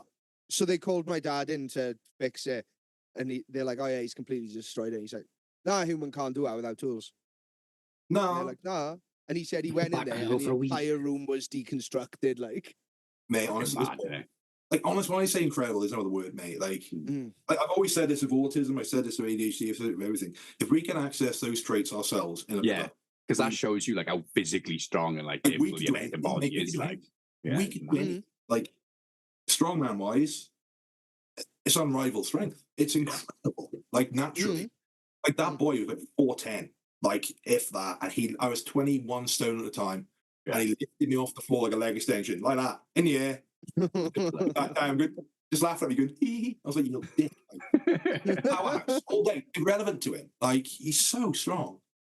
it makes you think that How much of your limitations in strength are psychological?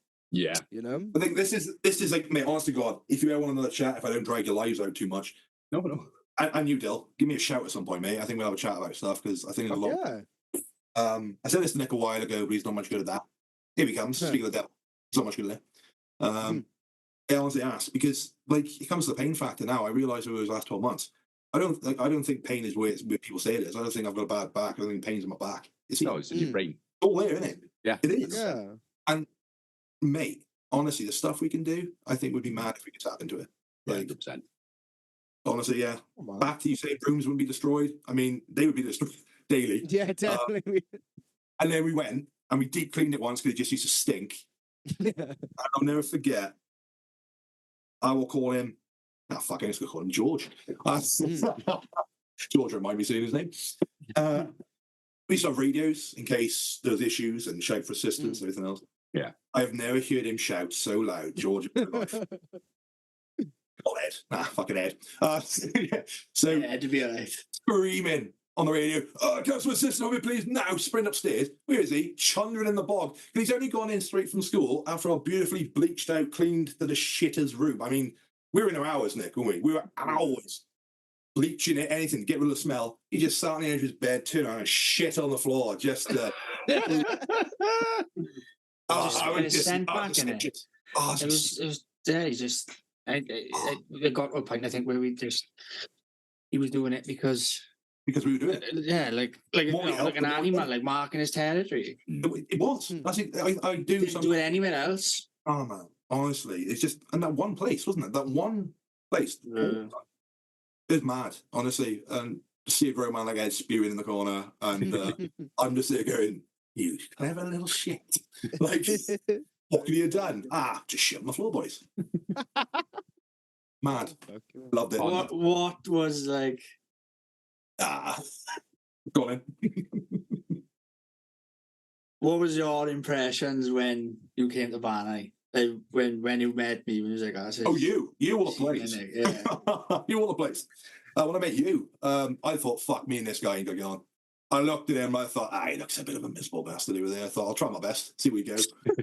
And, I still remember, like, the first time, honestly, guys, I swear to God, this bloke did not speak to me for ages. He was like, when he had to, he did. But other than that, I was like, I gotta break this guy somehow, I'm gonna do it, I have no idea. And then I came across, he's in a conversation near the entrance to the place one day, and we just started talking about fucking Download, Disturbed and everything. That's where it went. That was the end of it. Fuck, yeah.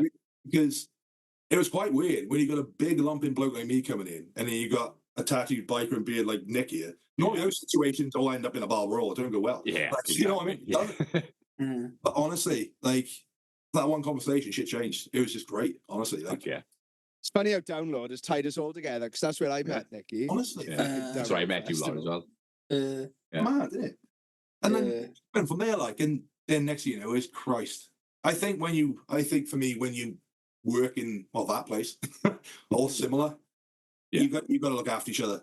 I see so many people come and go. I was like, hey, by the time I got there, part of me was just like didn't want to make friends with anyone because it just didn't know how long it would last. But like, it was quite strange because we all sort of made a weird deal of we'll stick together because we need to until we can change something, and if we don't, then we all just fucking leave. And we did.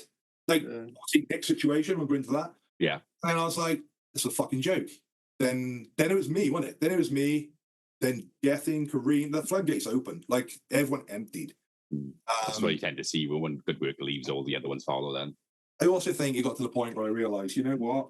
I think like, and this is what we get. They're trying to sound like it's a thankless job kind of thing, like, innit? It was. And it didn't take it took what happened in my situation with working there to realise it. Yeah. I think there were so many people that I had kept there on, it's got to get better, it can't get worse, it's got to get better, it can't get worse, come on, with teamwork and all that, like trying to keep it all together because we were a solid team. We were. When I was there, we were a solid team. And then, what happened with me, and I just thought, I can't. That's it.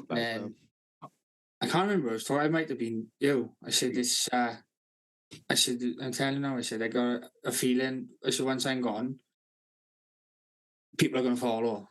Yeah, And then fucking hell, next thing I was having texts sweetly. This one's handed noticing, that one's handed noticing. Yeah. it's This because one's fucking suspended, and like, mate, I'm not lying. It was that situation. That situation where we saw. You know what? I'm not gonna say people are better than others, but they are. And the point is, some people. How do I go about this? Everyone in that building knew we went through the darkest shit in that building when others didn't want to. yeah, When the darkest shit happens and that person gets kicked, that shows something about people. And then we just fucking went. Like we, like it got so fucking sly there. like my trust instantly went. Like, where was the safety blanket? Where was everything? And then I was just like, we got to jump. There wasn't, and like, don't get me wrong, right? I loved it. I loved the work. I loved the job. Like I loved the job and I loved the work. It's just I didn't like the place, and it's just put me off on doing that type of job ever again. I fully agree. Would I work with autism again? 100%, but not shop floor wise or anything like that. Never again. And not to that extent. I also don't think. Well, we do now. But at the time, me and you never realised how bad that fucked up our heads and physically. Oh, yeah. Our health went bad fast. Yeah. That's why I always had the shits. Always had heartburn. Always. I was always overweight. Yeah. I was 19 fucking stone at one point working there. Like, I was just constantly injured. Of just pure belly. Yeah. Mm. Nothing I mean. It wasn't 19 stone of anything, just fat.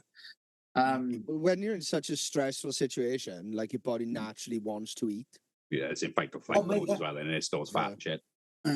Nick will tell you, I was even trucking down my actual food, and like I've had coaches not believe me over this. I would sit there and eat my bullshit mince beef and rice, right? But I still get heavier because I was so stressed. I was exhausted. The body was just fucked. It really was. Yeah.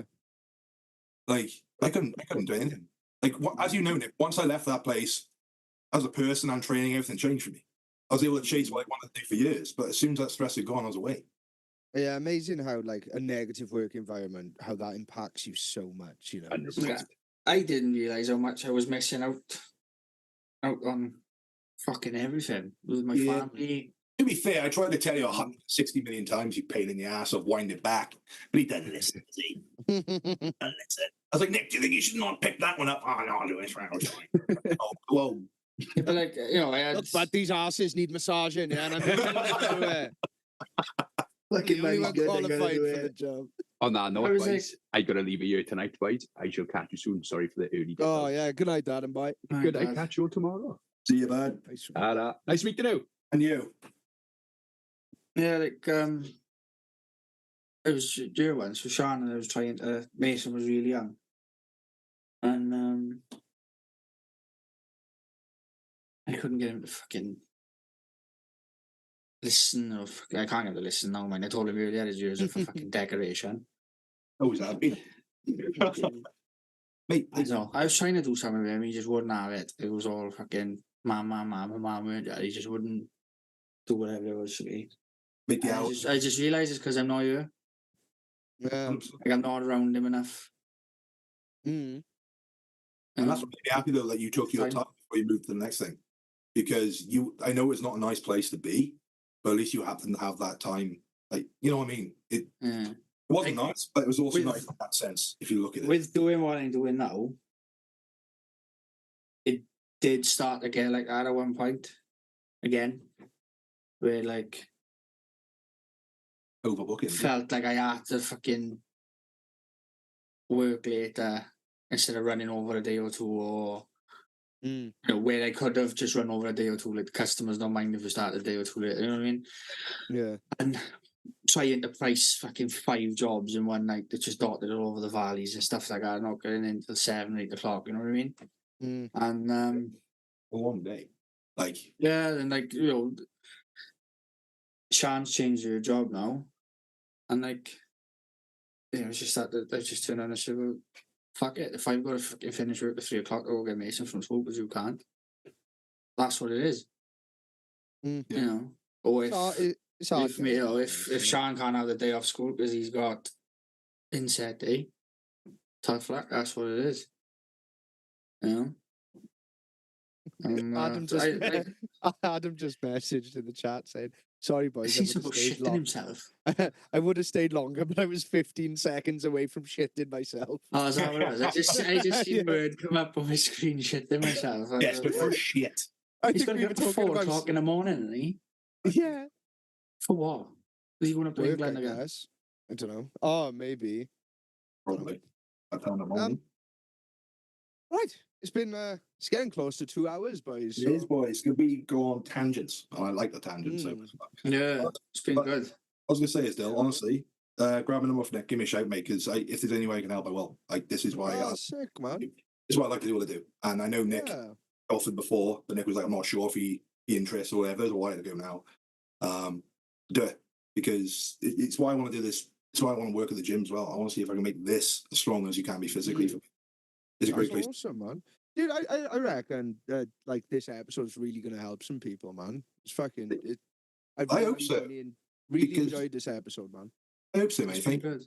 there's so much, and like even this 2 hours, as Nick knows, we've missed us like so much of that shit tip journey. Mm. But the point Yeah. is, we just keep fucking going. Like I don't. My main choice is how do you do it? I don't fucking clue. I think it all comes down to my old man. It's like no, back to leukemia, hammering it again. Basically told him you're bollocks. Mm. But he said keep going, and now he's nearly in remission. I mean, Fuck what yeah. an animal. Hey, his first, man. he never missed a day of work, mate. Like the man just kept going, and he's 66, and he just like That gets me emotional, man. Acts of bravery and the indomitable That's mad. human spirit, but is fucking awesome. honestly, me and him butt heads every day of the week, but I don't think I could find anyone better than be inspirational on my own man. Like, do you know what I mean? That's awesome, man. That's so good. Yeah, that's what it is. But no, honestly, give me a shout, mate. I'm more than happy anytime, any place. Yeah. Well, And- I'm down to Philly a lot anyway, so I'm not too far. If you guys, want to meet up and do something, like it's halfway. yeah, man. That sounds fucking awesome. You should come for wings with us one night. Oh, Yeah, mate, you know I can't definitely, man. Food like die in seconds. It's like watching It's a not comedy. hot. You know what? No, you can have sweet ones and stuff. You can have all sorts of ones. Ooh, chicken. Yeah. Eat as much Oh, as dude, eat as much you can as well. definitely. It's bottomless. Yeah, I would like to attend. Yeah. Fuck yeah, we'll hang out soon, man. Yeah, And okay. we'll get you on the cast again if you want. Mate, I'd love to because I reckon there's so much shit. The reason is I don't want to approach you guys think this is class. I No, think fuck it. We like I said to Nick, so many fucking areas we could approach on from my end and what you guys have input in your own experiences. We could change some serious lives with it. Yeah, man. It can go It's called the support club for a reason, man. Yes, Yeah, you can give it a bit and have Yeah, man. updates on your fucking progress and show the ADHD things going and your new job in you- the gym and You've It's been me. great on here, man. It's been a fucking awesome episode. I appreciate that because Nick knows I was shitting myself before. Yeah. No idea. Honestly, I was like, why am I shitting myself? I had no idea, but yeah. But no, thank you for having me anyway because it's man. yeah, I asked him to send me some bullet notes of like areas he'd want to touch on. 17 He minutes. sent me a 17-minute voice note. I was lying in bed, falling asleep listening to it. I was like, fuck. Hey, mate, I looked at it right. I was just like, oh, fuck. I was like, oh, good luck, Nick. I was like, That's a mini podcast, that is. man. Post a note. We've had longer Oh. intros. Yeah. Yeah. Nice one, gents. Thanks Anyway, very guys. much, Dave. Speak been good. great. Thank you. Thanks for Thank you coming for on. having me. Nice. So I'll speak to you soon, guys. Hopefully, all being well. Yeah, it's been nice seeing your face and nice talking to you. Been good, mate. It is nice to see you. And Ed texted me again. He's saying we got to get together, so I think we have to sort of soon. We will sort it. All right, yeah.